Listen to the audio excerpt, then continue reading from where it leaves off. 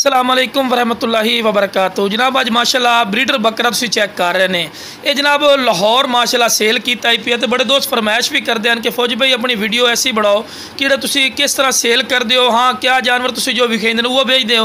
नहीं बिरा जो जानवर इंशाल्लाह विखाइने ना बिरा वो जानवर भेजने। अगर वो जानवर ना हो डबल देंगे तो इंशाल्लाह जो जानवर तुहाडे कोल पहुंचदा उस तो बाद इस भाई दी जुबानी तुसीं सुन सकते हैं कि कैसा जानवर आई।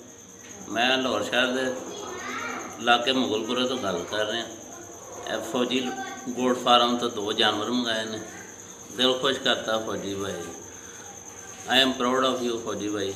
तुसी जिहड़ी गल करदे हो तो पूरा उतरदे इंशाअल्लाह। उम्मीद है कि आइंदा भी तुसी जिहड़ी गल करोगे तो पूरा उतरोगे तो लोगों दी उम्मीदां दे पूरा ही उतरन की कोशिश करोगे। मेहरबानी।